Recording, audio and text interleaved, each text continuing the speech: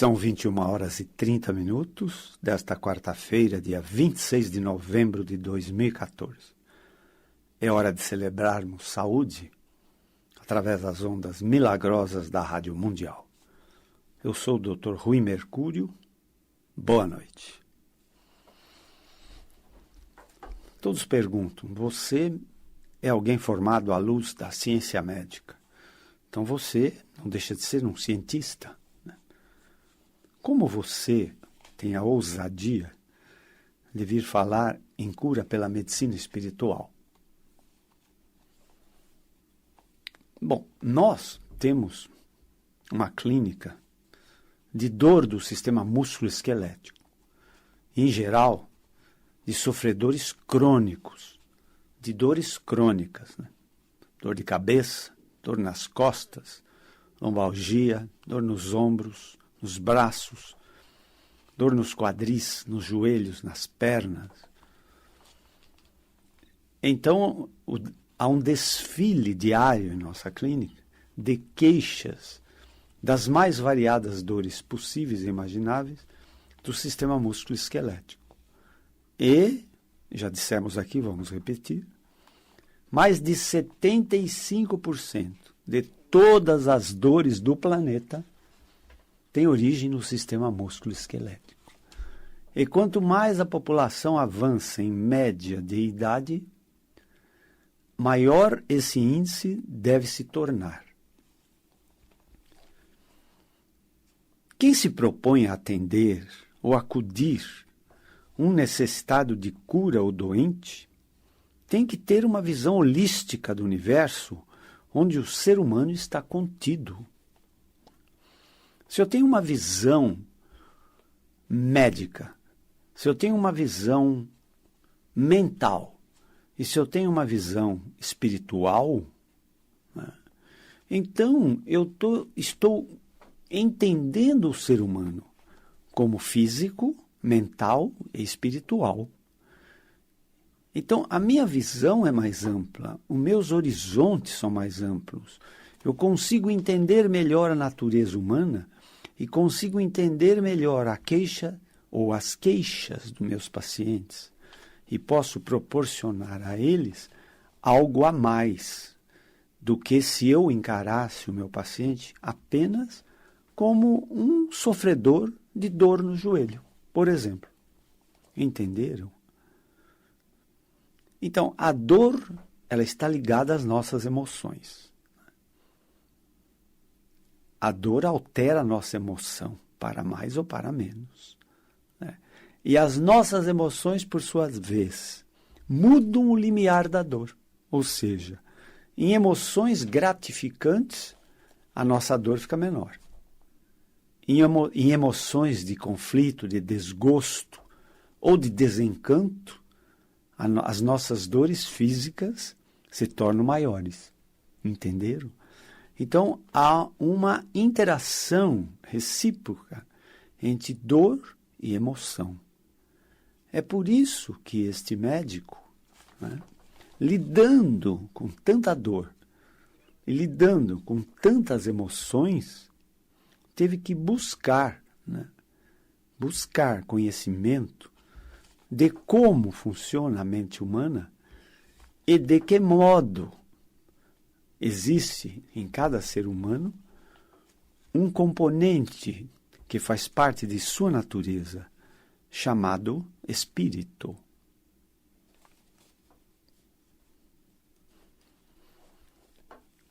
Então, nós temos que entender de uma forma holística que existe um universo que obedece a uma ordem maior. E neste universo, o ser humano está contido. Doença é busca de algo externo. Saúde é paz interior. Se você é saudável, você está em perfeito equilíbrio com a harmonia do universo. Ora, o universo é criação divina. Logo, o universo só pode ser perfeição. Você também é criação do reino espiritual. Logo, você tem que obrigatoriamente ter a harmonia, o equilíbrio, a perfeição e a saúde. Se você está doente, por alguma razão, houve uma perda do equilíbrio entre você e a natureza, a perfeição. Houve uma perda de saúde. Para restituir saúde, é obrigação de quem está no papel de curador entender de todos os mecanismos ou ferramentas possíveis ou imagináveis de restituição de saúde ao necessitado, este uma vez doente. Entenderam? Então, é obrigação do médico acudir ao necessitado. Mas, veja bem, nem todas as respostas o médico vai ter na ciência médica. Muitas respostas estão contidas na neurociência ou na ciência mental. E muitas, ou quase todas as respostas, estão contidas no reino espiritual. Em nossa cultura ocidental, veja bem, nossa cultura ocidental, a ciência médica é soberana para buscar solução ao necessitado de cura ou doente. Assim, a melhor medicina que existe se chama medicina preventiva. E aqui nada é diferente. É muito melhor prevenir, é mais fácil, uma doença que tentar curá-la depois. Mas uma vez instalada uma doença, o doente terá uma coleção de soluções ainda ditadas pela ciência médica. Por exemplo, clínica médica cirúrgica, pediatria e todas as especialidades médicas da alopatia. Nefrologia para os rins, pneumologia para os pulmões, cardiologia para o coração, ortopedia para o sistema músculo-esquelético, neurologia para o sistema nervoso, reumatologia, etc, etc, etc, etc. Com recursos medicamentosos ou cirúrgicos.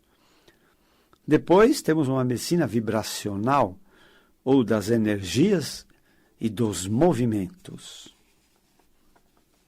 no qual estão inseridas a acupuntura, a termoterapia, a eletroterapia, a cinesioterapia, ou terapia pelos movimentos, a helioterapia, ou terapia pelos raios do sol, a hidroterapia pela água, a radioterapia e até a homeopatia, que não deixa de ser uma medicina vibracional ou medicina das energias. Então, esta medicina entende o ser humano como matéria e energia. Temos também uma medicina alternativa para os males que a alopatia falha em resolver. Aqui entram até as religiões, as orações e até mesmo as simpatias. A seguir vem a cura pela mente, a cura pelo poder da mente, ou cura pela energia, que serve exclusivamente para as doenças psicossomáticas. Aqui também fica inserida a psiquiatria, a psicologia e até a neurociência. Finalmente, existe uma cura pela medicina espiritual, para a cura de todos os males, inclusive aqueles rotulados de incuráveis pela ciência médica. A medicina preventiva é a mais eficiente medicina que existe. O incrível, a mais barata de todas. Sim, porque toda a ciência médica tem que ser comprada. É um mito imaginar que existe uma medicina gratuita. Ela pode ser gratuita ou necessitado, mas alguém teve que pagar por ela. E quanto mais grave é uma doença, mais recursos e tecnologia de diagnóstico e de tratamento serão necessários, e mais caros serão estes tratamentos e estes recursos. Então, lamentamos ter de dizer que existe uma ciência médica para os pobres e existe uma ciência médica para os ricos.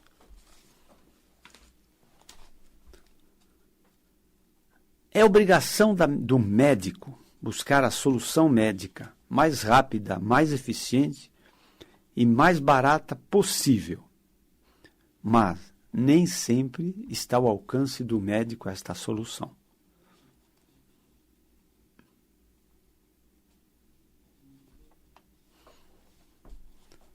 Agora, vamos voltar para a nossa ciência médica e vamos dar sequência e completar o raciocínio do nosso programa anterior, quando, em ciência médica, nós falamos sobre dor ciática, que é aquele sintoma de dor lombar, da coluna lombar, irradiado aos glúteos e às pernas.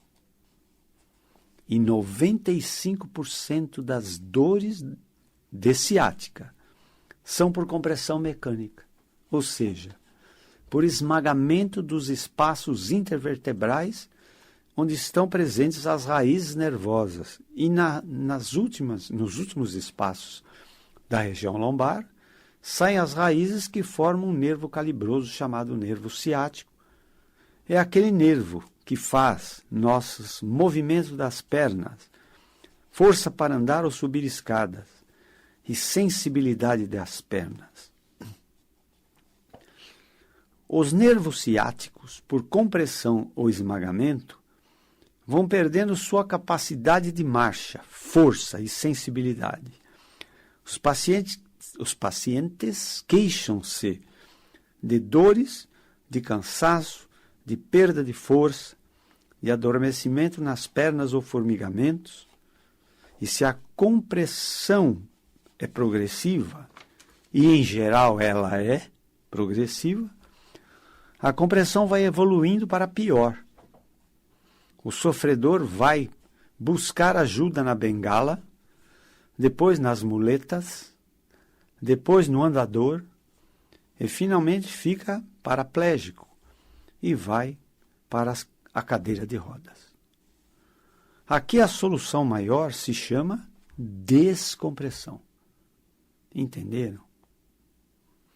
Não adianta tomar medicamentos analgésicos, anti-inflamatórios, aqui, se o processo é uma compressão. Entendeu? Se o que está causando esse desastre nas suas pernas é uma compressão, é óbvio que a solução se chama descompressão.